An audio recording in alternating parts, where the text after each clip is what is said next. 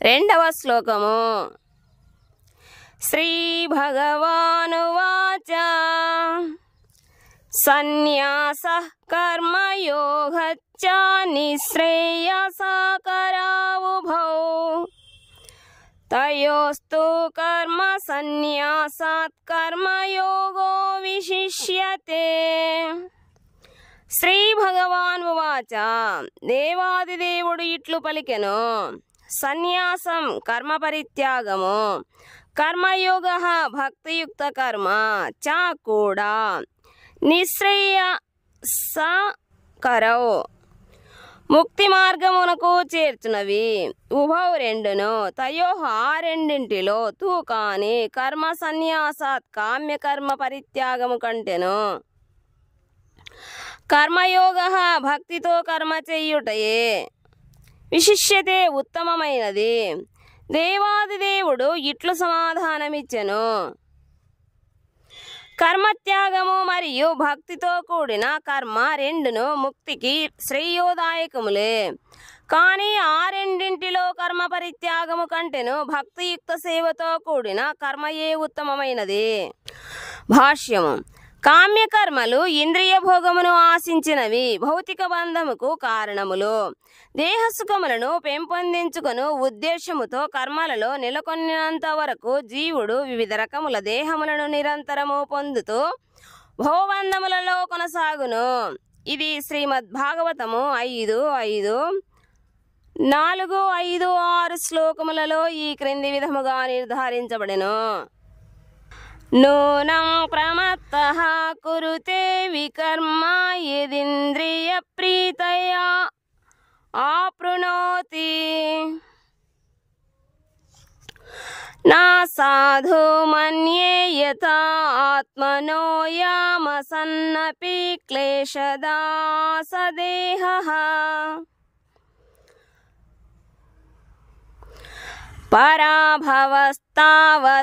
బోధ జాతో యావన్న జిజ్ఞాసతాత్మతత్వం యావత్ క్రియాస్తావదిదం మనోవై కర్మాత్మకం ఏన శరీరబంధః.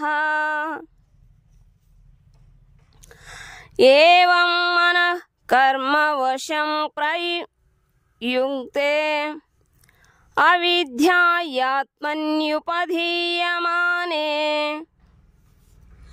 ప్రీతిర్న యావన్మయీ వాసుదేవేన ముచ్యతే దేహయోగేన తావత్.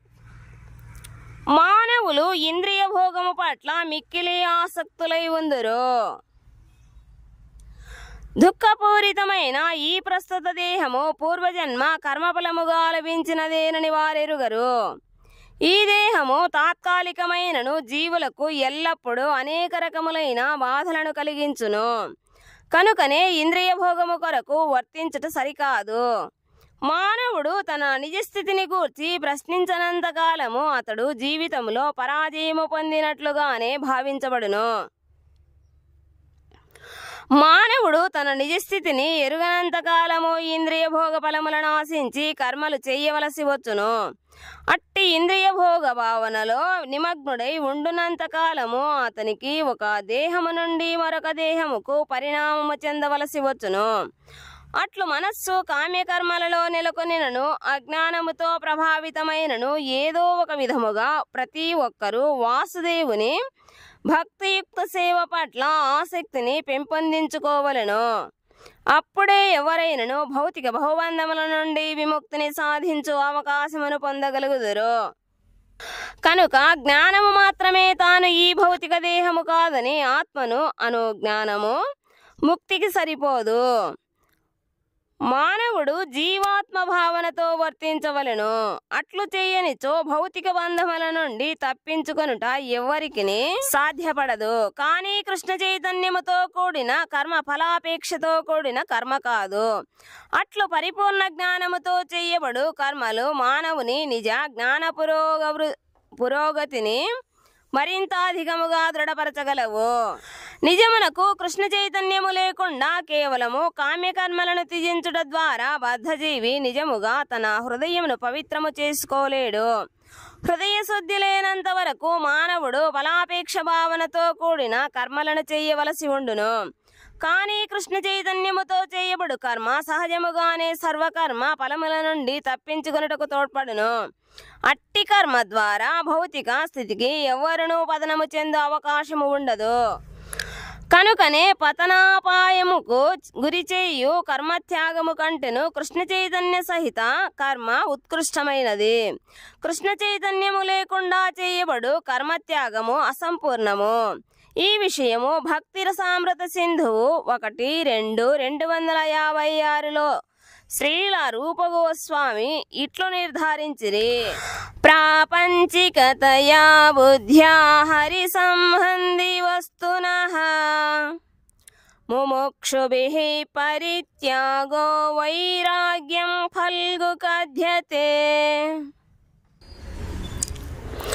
ముక్తిని పొందవలనను ఉత్సాహముతో మానవులు దేవాదిదేవునకు సంబంధించిన వస్తువులను మరియు విషయములను కూడా భౌతికములనే భ్రాంతితో పరిత్యజించినచో వారి త్యాగము అసంపూర్ణమైనదిగా చెప్పబడును.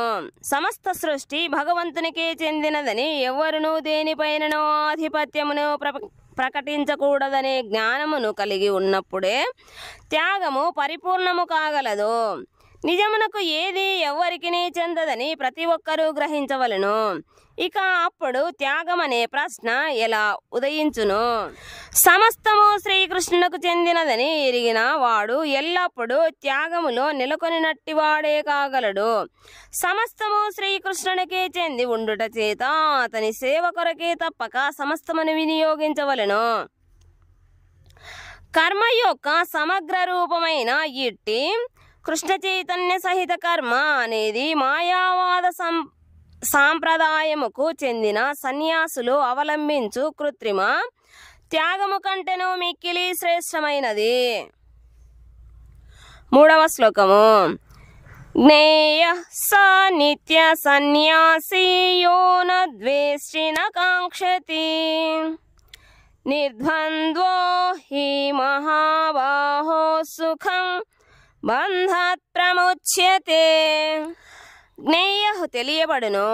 సహ అతడు నిత్య ఎల్లప్పుడూ సన్యాసి త్యజించువాడుగా యహు ఎవరు నా ద్వేష్టి ద్వేషించడు నా కాంక్షతి కోరడు నిర్ద్వంద సకల ద్వంద్వముల నుండి విడవడినవాడు హీ నిశ్చయముగా మహాబాహో గొప్ప బాహు పరాక్రమము కలిగిన వాడా సుఖం సుఖముగా బంధాత్ బంధము నుండి ప్రముచ్యతే పూర్తిగా ముక్తి పొందిన వాడగును.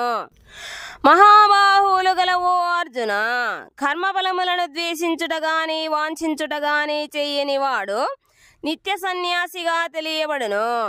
ద్వంద్వముల నుండి విడువడిన అట్టి వ్యక్తి భౌతిక బంధములను సులభముగా అధిగమించి పూర్తిగా విముక్తుడగును. భాష్యము.